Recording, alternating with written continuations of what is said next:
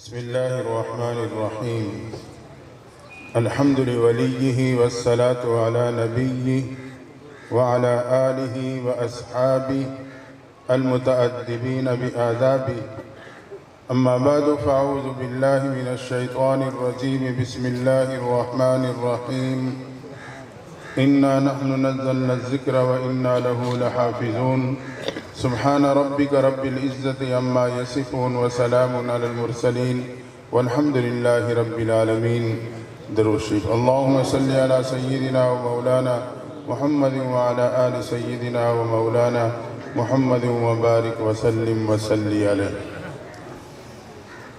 حضرت مفتی عبدالغفور صاحب دام برکات العالیہ کی محبت بھری دعوت کے نتیجے میں آپ سے ملاقات کی سعادت حاصل ہو رہی ہے. دعائیں اللہ تعالیٰ ہم سب کی حاضری کو قبول فرمائے. میں صرف 15 منٹ بات رکھوں گا تاکہ نماز اپنے ٹائم پہ ادا کی جا سکے.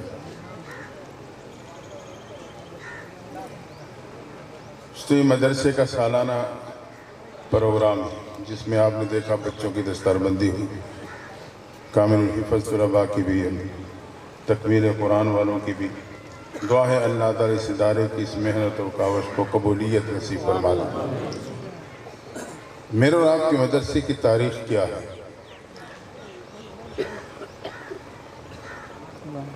تو اس مدرسے کی بنیاد وقت کے ولی، غوث، قطب، شیخ یا کسی ڈی سی او، ڈی پی او، وزیر، مشیر نے نہیں رکھی. مدرسے کی بنیاد خالق کائنات نے خود عالم عرش پہ رکھی ہے. علم آدم الاسماء کلہا ثم عرضهم على الملائکہ فقال انبئونی باسماء ہؤلاء. تعلیم و تعلم کا اجرا ہوا، پھر باقاعدہ امتحان ہوا. امتحان میں حضرت آدم نے صحیح جوابات دے کے پوزیشن حاصل کی. اللہ نے پوزیشن حاصل کرنے کے نتیجے میں حضرت آدم کو انعام کے طور پہ زمین کی خلافت عطا کر دی. یہ سنت اللہ ہے. تعلیم و تعلم، امتحان و پوزیشن لینے پہ انعام. ہمارے اور آپ کے مدارس کا یہی وتیرہ ہے. وہاں سے مدرسہ منتقل ہوا، غار حرا میں آیا. اقرأ باسم ربک الذی خلق. تعلیم و تعلم کا سلسلہ جاری ہوا. وہاں سے منتقل ہو کے دار ارقم میں آیا. صفا پہاڑی پہ مدرسہ ہے. محبوب پیغمبر تشریف فرما ہے. صدیق اکبر ایک ایک پہ محنت کر کے اس مدرسے میں داخلہ دلواتے ہیں. اللہ کی شان 37 طلباء اس مدرسے میں داخلہ لے کے صحابیت کا مقام پا چکے تھے کہ اللہ نے 38ویں درجے میں حضرت امیر حمزہ کو اسی مدرسے کا طالب علم بنا دیا. سبحان اللہ. جب امیر حمزہ مدرسے کے طالب علم بنے تو کفر سر جوڑ کے بیٹھا. ہمارے جرنیل ان کی شاگردی میں جا رہے ہیں. ابو جہل کی صدارت میں اعلیٰ سطح کے اجلاس خانہ کعبہ میں منعقد ہوتا ہے. مشورہ ہونے لگا ایک مدرسے اور قرآن کی محنت کو کیسے بند کیا جائے، ان کے راستوں کو کیسے روکا جائے. فیصلہ یہ ہوا کہ مسلمانوں کے پیغمبر کو قتل کر دیا جائے. اللہ کی شان ذمہ داری عمر کو سونپی گئی. عمر تروالے کے اس ارادے سے دار ارقم کی طرف بڑھنے لگے. صحابی رسول جو ایمان لا چکے تھے مخفی رکھا ہوا تھا. ابتدائی اسلام میں اس کی گنجائش موجود تھی. آگے بڑھ کے عمر کا راستہ روکا. عمر اس حالت میں کہاں جا رہے ہو؟ کہاں مسلمانوں کے پیغمبر کو قتل کرنے چلا ہوں تاکہ مدرسے اور قرآن کا راستہ بند ہو سکے. صحابی رسول دل ہی دل میں تڑپ گئے. کہا عمر پہلے گھر جا کے اپنی بہن کی خبر تو لے لینا، وہ بھی مدرسۃ البنات میں داخلہ لے چکی ہے. جب عمر نے سنا کہ جس چیز کو ختم کرنے چلا تھا وہ میری دہلیز پہ پہنچ چکی اور غصے میں آ کے بڑھتے ہوئے قدموں کو پلٹا. اپنی بہن فاطمہ بن خطاب کے دروازے پہ پہنچے. گھر میں بہن و بہنوئی استاد سے قرآن پڑھ رہے تھے کہ دروازے پہ دستک ہوئی. بہن نے سنی تو تان گئی، میرا بھائی عمر آ چکا. استاد کو کمرے میں بھیجا. بہن اور بہنوئی دونوں دروازے کی طرف بڑھے. جب دروازہ کھولا عمر نے غصے کے حالت میں دیکھا. پوچھا کیا کر رہے تھے؟ دونوں بیک آواز کہنے لگے کہ قرآن پڑھ رہے تھے. عمر نے ایک زوردار تھپڑ جو بہنوئی کی طرف بڑھانا چاہا. فاطمہ بن خطاب آگے بڑھی. خاوند کو بچاتے ہوئے اپنے بھائی عمر کا تھپڑ اور تماچا چہرے پہ برداشت کیا. عمر کا تھپڑ تھا جب بہن کے چہرے سے ٹکرایا. بہن زمین پہ گرتی ہے، چہرہ فرش سے ٹکراتا ہے، لیکن ہمت کر کے اٹھ کے آگے بڑھ کے کہنے لگی عمر یاد رکھنا جس خطاب کا خون تیرے جسم میں ہے اسی خطاب کا خون میرے جسم میں ہے. تو میرے جسم سے جان تو نکال سکتا ہے مگر قرآن کی محبت نہیں نکال سکتا ہے.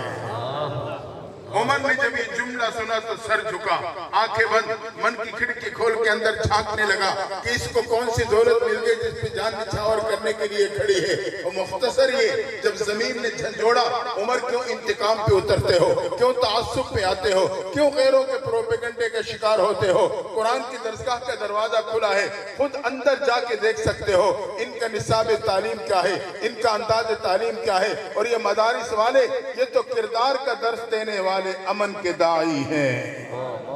سبحان اللہ۔ عمر نے سر اٹھایا، آنکھیں کھولی، سامنے کھڑی بہن سے کہا اچھا بہن مجھے بھی تو سناؤ کیا پڑھ رہے تھے؟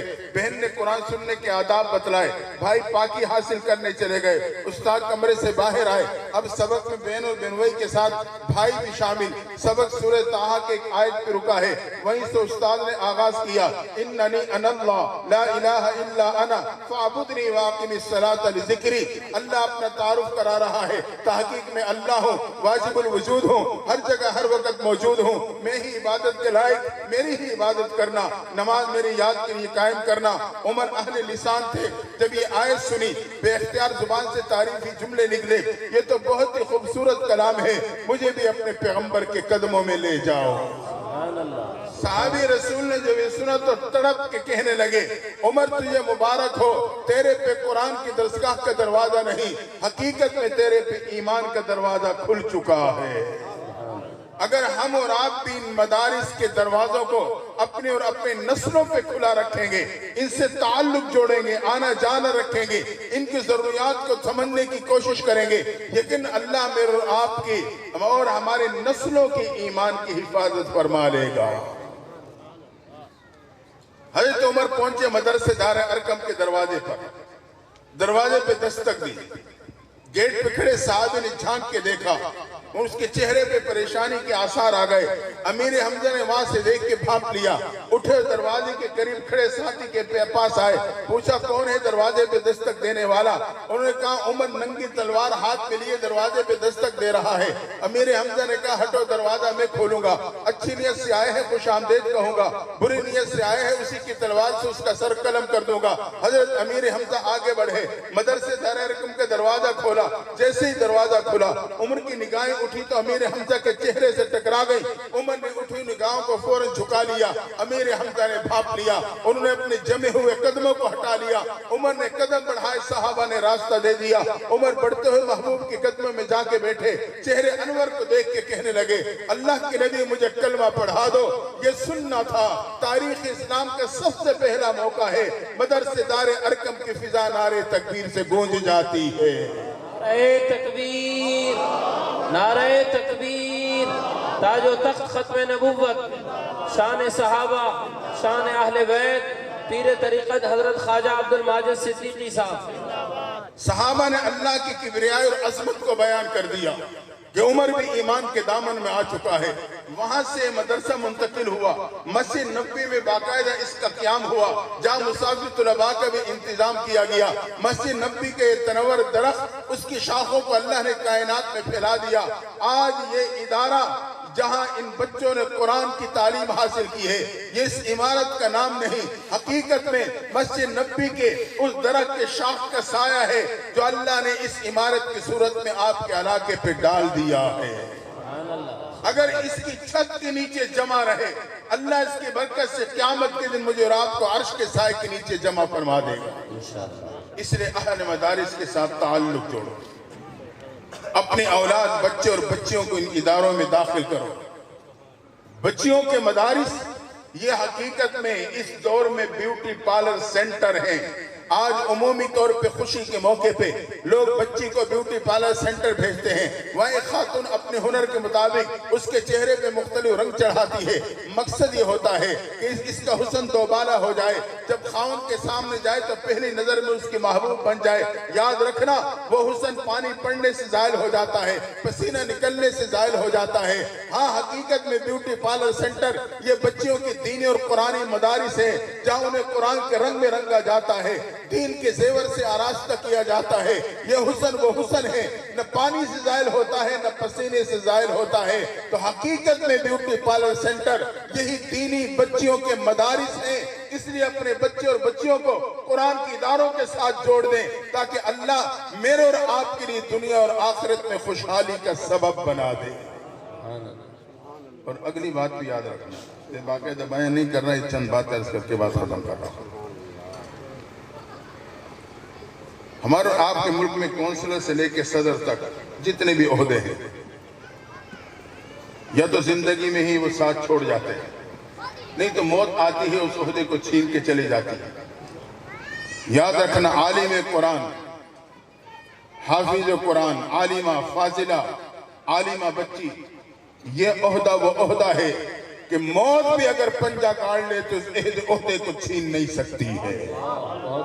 یہی وجہ ہے آج دنیا کے کوئی عہدیدار جب قبر میں اتارا جاتا ہے اس کی پھٹی پہ لکھا جاتا ہے سابقہ صدر، سابقہ ناظم، سابقہ وزیر و مشیر۔ مقصد یہ پہلے تھا اب نہیں، لیکن کسی عالم قرآن، حافظ قرآن یا عالم اور حافظہ بچی اگر دنیا سے جاتی ہے، اس کے قبر پہ اگر کوئی نام پھٹی پہ لکھتا ہے اس کے ساتھ لفظ سابقہ نہیں لکھا جاتا۔ عالم فلاں، عالمہ فلاں، قاری فلاں، قاریہ فلاں۔ مقصد یہ کہ جیسے یہ دنیا میں اس عہدے پہ فائز تھا، اسی طریقے سے قبر میں اترنے کے بعد بھی اس کا عہدہ قائم ہے۔ میدان حشر میں بھی اسی عہدے پہ فائز ہوگا، حتیٰ کہ جنت میں پہنچنے کے بعد بھی اس کا عہدہ بحال رہے گا۔ یہی تو وجہ ہے حافظ قرآن یا حافظہ سے کہا جائے گا پڑھتے جا اور اپنی منزل کے درجات پہ چڑھتا جا، گوئے کہ 6,666 درجات ہوں گے۔ ہاں، وہ بچہ، وہ حافظ، وہ حافظہ جس نے قرآن کی جن جن آیات پہ عمل کیا ہوگا وہی اتنے ہی درجات اس کے مقدر ہوں گے۔ اگر پوری زندگی قرآن کی تعلیم کے مطابق گزاری ہے پھر تو یہ تمام درجات کو طے کرتے ہوئے اپنے منزل کو پالے گا۔ تو یہ جنت کے اندر یہ عہدہ قائم ہے، حتیٰ کہ عالم کا عہدہ بھی بحال رہے گا۔ جب اللہ تعالیٰ اپنے بندوں کو تمام نعمتیں دینے کے بعد پوچھے گا میرے بندوں اور کیا چاہیے، حیران ہوں گے اللہ نے تو سب کچھ دے دیا، لیکن رب پوچھ رہا ہے اور کیا چاہیے۔ اب رب سے مانگے تو کیا مانگے؟ آخر کار مشورہ ہوگا کہ چلتے ہیں علماء سے پوچھتے ہیں رب سے اب کون سی نعمت مانگے۔ جب علماء سے پوچھیں گے وہ انہیں کہیں گے اللہ سے کہو یا اللہ اپنے دیدار کی نعمت عطا فرما دے۔ علماء جنت میں پہنچنے کے بعد بھی میرے رب کی ضرورت ہے، اس لیے یہ طبقہ وہ طبقہ ہے، علماء ہیں یا قراء ہیں، یہ طبقہ وہ طبقہ ہے۔ یاد رکھنا، آج میں اور آپ اپنی ذاتی چیز کسی کو نہیں دیتے، ذاتی موبائل دینا دور کی بات، ذاتی نمبر ہر ایک کو نہیں دیا کرتے۔ تو علم اللہ کی ذاتی صفت ہے، قرآن اللہ کا ذاتی کلام ہے۔ اللہ بھی اپنی ذاتی صفت ہر ایک کو نہیں دیتا، صرف اس کو دیتا ہے جس کو ایک مرتبہ محبت کی نگاہوں سے دیکھ لیتا ہے۔ خوش قسمت ہے وہ ماں باپ جن کے بچوں نے آج قرآن حفظ کیا ہے، قرآن کی تکمیل کی ہے۔ اللہ نے ان پہ کتنی مرتبہ محبت کی نظر ڈالی ہوگی کہ اپنے قرآن کو اللہ نے ان کے سینوں میں محفوظ کرا دیا ہے۔ یہ وہ طبقہ ہے جن کو اللہ محبت کی نگاہوں سے دیکھتا ہے۔ اگر ہم اور آپ ان سے محبت کریں گے تو ہم بھی اللہ کے محبوب بندوں میں شامل ہو جائیں گے۔ آخری بات، مدارس میں کردار پہ محنت کی جاتی ہے، اور یہ مسلمان کی شان ہے کہ وہ با کردار ہوتا ہے۔ یہ جو پروگرام اور یہ مجالس سجائی جاتی ہیں آپ حضرات کے لیے اسی وجہ سے، تاکہ ہم اور آپ بھی با کردار بن کے اپنی زندگی گزاریں۔ ہم اور آپ اپنے کردار پہ محنت کریں، عملی اور اخلاق کی زندگی کو اپنانے کی کوشش کریں۔ تب ہوگا جب علماء کے قریب آئیں گے، ان کے دروس میں بیٹھیں گے، ان کی گفتگو سنیں گے، ان کسی کے ساتھ محبت کریں گے، ہر غم خوشی کے موقع میں ان سے پوچھ کے چلیں گے، یقین ہم اور آپ با کردار بن جائیں گے۔ جب انسان کردار پہ محنت کرتا ہے اللہ اسے وہ عروج دیتا ہے کہ اور آپ تصور نہیں کر سکتے۔ حضرت بلال کے پاس کیا تھا؟ نہ حسن و جمال، نہ رنگت، نہ نقش و نگار، نہ حسب و نسب، غلام در غلام، نسبی غلام بکتے چلے آ رہے ہیں کہ نہ کوئی مرتبہ ہے، نہ منصب ہے، نہ مال و دولت ہے، کچھ نہیں ہے، لیکن کردار پہ محنت کی ہے، کردار بنایا ہے۔ اللہ نے کیسی پرواز عطا فرمائی۔ یہی بلال چلتا تو مکہ کے گلیوں میں، لیکن قدموں کی آہٹ جنت میں سنائی دیتی ہے۔ ایک وقت تھا کہ مسلمان باکردار تھا تو اس کی شان پتہ کیا تھی؟ ایک یہودی مکان فروخت کرنا چاہتا ہے، پوسٹ لگا، ایک پارٹیوں کے رابطے شروع ہو گئے، ایک سے بات چل پڑی، اس مالک کے مکان یہودی نے کہا کہ صاف بات یہ ہے کہ میں اپنے مکان کی ڈبل قیمت لوں گا۔ پارٹی والوں نے کہا یہ کیسی بات کرو، جو قیمت ہم دینے کے لیے تیار، اس نے کہا میں ڈبل لوں گا۔ آخر پوچھا گیا وجہ کیا ہے؟ اس نے بڑی عجیب وجہ بتلائی، فرمایا ایک میرے مکان کی قیمت ہے، دوسرے میرے پڑوس کی قیمت ہے، اس وقت میرے پڑوس میں ایک مسلمان عبداللہ ابن مبارک رہتا ہے۔ جب مسلمان باکردار تھا اس کی وجہ سے پڑوسی کے مکان کی قیمت ڈبل ہو جاتی تھی، کیونکہ اس کے جان مال عزت و آبرو کا ضامن ہوا کرتا تھا۔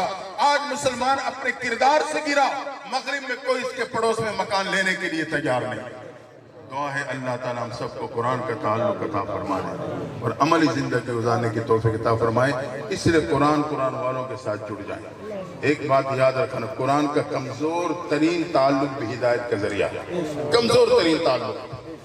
ایک مسلمان پاکستان سے مغرب ممالک میں گیا، دفتر ملازمت ہو گئی، وہاں ایک عیسائی لڑکی بھی ملازم تھی، چند دنوں آپس میں ہائی ہیلو کا سلسلہ شروع ہوا، بات بڑھتی نوجوان نے کہا میں تیرے سے شادی کرنا چاہتا ہوں۔ اس نے کہا میرے باپ عیسائی ہے، بڑا سخت مذہب میں، جب تک اجازت نہ لوں تو میں قدم نہیں اٹھا سکتا۔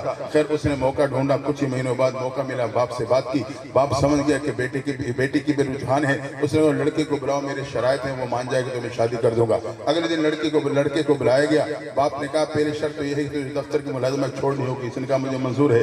دوسری شرط یہ ہے کہ جو تیری کمیونٹی ہے، رشتہ دار عزیز و اقارب، وہاں سے تعلق ہونا پڑے گا، رابطہ توڑنا پڑے گا۔ اس نے کہا مجھے منظور ہے۔ تیسری شرط یہ ہے کہ اتوار کو ہم چرچ میں عبادت کے لیے جاتے ہیں، ہمارا ساتھ جانا ہوگا۔ اس نے مجھے یہ بھی منظور ہے۔ تینوں باتیں طے ہو گئی، مختصر کہ شادی ہوگی، گھر دے دیا، میاں بیوی کے حیثیت سے رہنے لگے۔ اب 3 سال کا عرصہ گزرا، عزیز و اقارب ڈھونڈ کے مایوس ہو گئے، معلوم نہیں زمین نکل گئی، آسمان اچک گیا۔ مختصر یہ کہ 3 سال بعد وہی نوجوان اپنے علاقے میں اپنی پہلی والی مسجد میں وضو کرتے ہوئے امام صاحب کو نظر آیا۔ امام صاحب نے دیکھا تو بڑا تعجب، یہ بندہ کہاں سے آیا؟ زمین سے نکلا، آسمان سے ٹپکا، تو لوگ مایوس ہو ڈھونڈ کے۔ خیر وہ سمجھدار تھا، امام صاحب نے اس پہ نظر رکھی۔ نماز کے بعد ساتھی کو بھیجا کہ امام صاحب کو کمرے میں بلا رہے ہیں، اسے حجرے میں بلائے، چائے منگوائی، چائے پلائی، پھر اس سے پوچھا کہ نوجوان 3 سال تک کہاں غائب رہا؟ اس نے اپنا واقعہ سنایا جو میں آپ کو سنا کے بات کو مکمل کر رہا ہوں۔ اس نے کہا کہ قاری صاحب میں فلاں دفتر میں ملازمت کرتا تھا، عیسائی لڑکی سے تعلق بڑا، مختصر یہ کہ باپ نے یہ شرائط رکھی، میں نے منظور کر لی اور ہماری شادی ہو گئی، اس نے گھر دے دیا۔ میرے پاس صرف قرآن کا نسخہ تھا، میں نے اپنے گھر میں سامنے ایک تاکچے میں عیسائیت کی کتابیں پڑھی تھی، میں قرآن کا نسخہ بھی رکھ دیا۔ صبح ناشتہ کر کے دفتر جاتا تو اچانک میرے اس پہ نظر پڑتی، دل پہ یہ بات گھوم جاتی کہ یہ میرے رب کا سچا کلام ہے۔ شام کو جب گھر آتا پھر میری نظر پڑتی، یہی جملہ میرے دل و دماغ کے گھومتا، یہ میرے رب کا سچا کلام ہے۔ چند دنوں بعد جب دفتر سے آیا تو وہاں کوئی کتاب نہ تھی، بیوی سے پوچھا کہاں گئی؟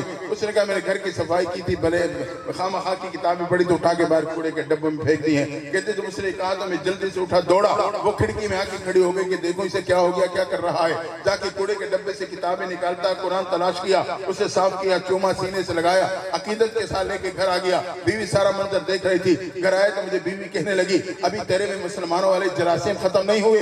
یہ کہنے کے بعد غصے میں آ کے اپنا پرس اٹھاتی ہے اور کہتی ہے میں باپ کو بتانے جا رہی ہوں، تو میں نے بھی قرآن اٹھایا، میں نے کہا تو باپ کو بتانے جا رہی ہے، میں بھی اپنے رب کو منانے جا رہا ہوں۔